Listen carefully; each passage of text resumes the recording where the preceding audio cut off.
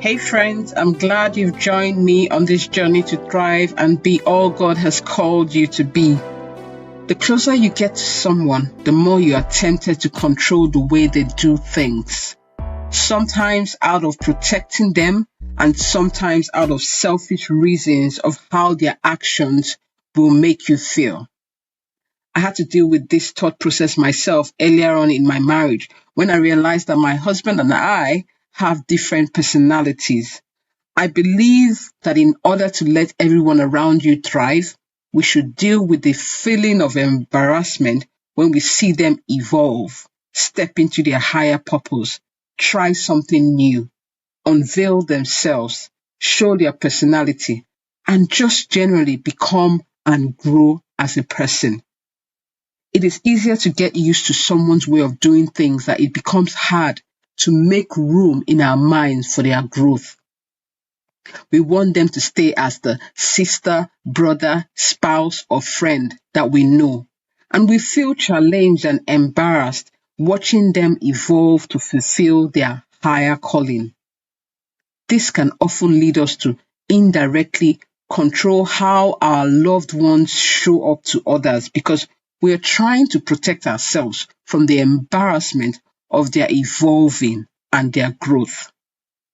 This, my friend, is what I want to shed light on today. There is a saying I love to reference that I first heard from my brother a long time ago. Nobody can embarrass you without your permission. Sit with this for a while. Nobody can embarrass you without your permission. People need to get access through you. That is, you need to submit to the thought of being embarrassed for you to feel embarrassed. You see, being embarrassed is a feeling that comes from the thought or interpretation you are having concerning a thing.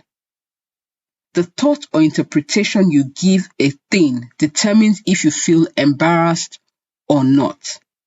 If I take my niece, who is a toddler, out for a day, and she starts to throw a tantrum and get the attention of people around, different feelings can come into play depending on my thought process.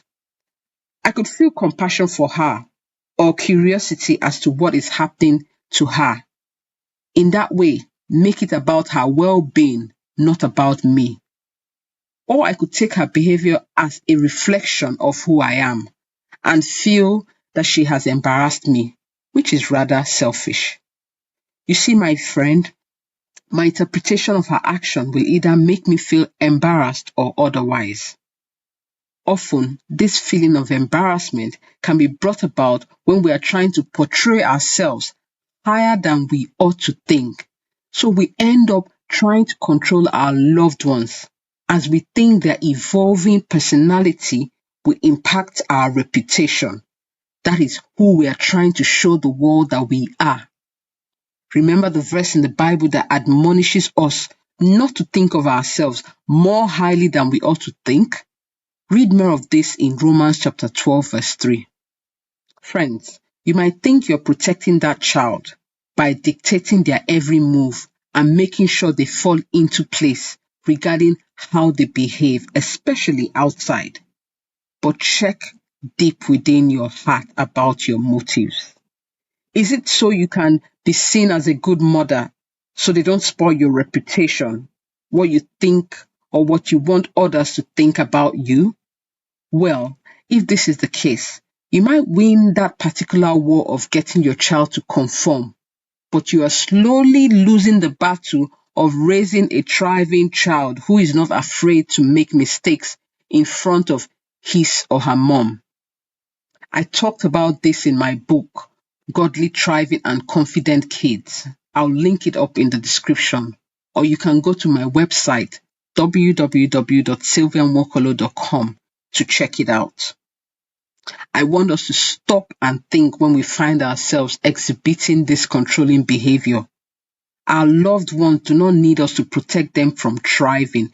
They want us to give them room to grow and thrive without projecting our fears on them. Sometimes we should put ourselves in the shoes of our loved ones. Would we want to be encouraged to go for our dreams and to try something new which aligns to our purpose? Or would we want to be discouraged by our spouse, siblings, or close friends when we are trying to move forward? I still remember my daughter's dance shows when they were still little. Those immature baby dances they did made them look cute in our eyes and made us smile, but not embarrassed. Because we could see our little babies evolving to move their bodies and do a dance even when the dance might have looked silly. Now my daughter still dances on stage and she is worthy of the same encouragement even when she feels she did not do her best. So I want us to keep seeing our loved ones in this same way. Give them room to grow, to evolve, to make mistakes and learn from it, to move forward and try more things. This builds character in them. This builds confidence in them and allows them to keep thriving without fear. Live and let live, my friend. Let's not project our fears on our loved ones. Let's allow them to express themselves and know that you hold a thriving space for them without judgment. In order for you to effectively do this, you must be confident in yourself. You must know that who you are is not determined by who your loved one is. You must approach your loved ones with curiosity about how they choose to show up. This will open up for more productive conversation with them.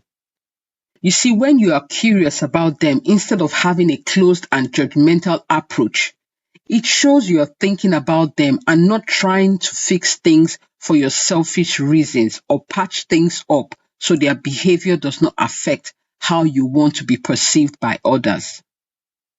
You deal with the situation regarding your loved ones better when you remove the pride of how you want to be perceived from it.